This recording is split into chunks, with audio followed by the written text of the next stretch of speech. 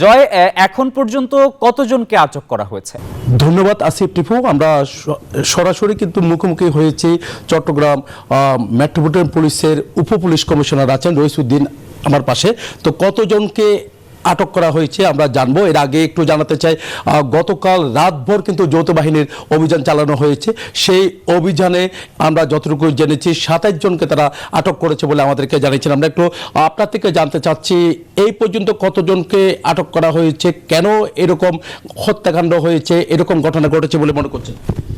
দেখুন, গতকালকে আপনারা জানেন যে সম্মিলিত সনাতনী জাগরণ জোটের মুখপাত্র চিন্ময় কৃষ্ণ দাস ব্রহ্মচারীকে একটি মামলার এজাহারভুক্ত আসামি হিসাবে গ্রেপ্তারের পর তাকে আইনগত প্রক্রিয়ায় আদালতে সোপর্দ করা হয়। আদালত তার জামিন আবেদন নামঞ্জুর করে কারাগারে প্রেরণের নির্দেশ দেয়।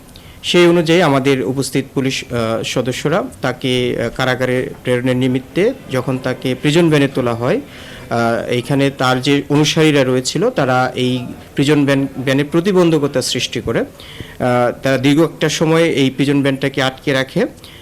আমাদের আইন শৃঙ্খলা বাহিনীর সদস্যরা তাদেরকে যথেষ্ট ধৈর্যের পরিচয় দিয়ে তাদেরকে সরে যেতে বলুন, তারা সেখানে সরে না যাওয়ায় আমরা সেখানে হালকা বল প্রয়োগ করতে হয়।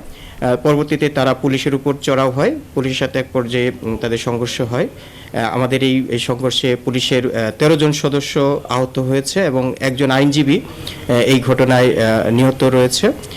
তো এই পরিস্থিতিকে কেন্দ্র করে যারা পুলিশের কর্তব্য কাজে বাধা দিয়েছে বা এই ঘটনায় যিনি নিহত হয়েছেন, এই সংক্রান্ত ইস্যুকে কেন্দ্র করে সারা রাত্রি আমাদের যৌথ বাহিনীর অভিযান চলে আমাদের কোতোয়ালি থানাধীন বিভিন্ন এলাকায়। এই সকল এলাকায় অভিযান পরিচালনা করে এই উশৃঙ্খলার সাথে যারা জড়িত ছিল এরকম সন্দেহে আমরা এখন পর্যন্ত 27 জনকে আটক করতে সক্ষম হয়েছে। তাদের ব্যাপারে প্রাথমিকভাবে জিজ্ঞাসাবাদ চলছে। এই ঘটনায় যারা সত্যিকার অর্থেই সম্পৃক্ত ছিল তাদেরকে আমরা আইনগত প্রক্রিয়ায় ব্যবস্থা নিব। এখন বর্তমান অবস্থা কেমন?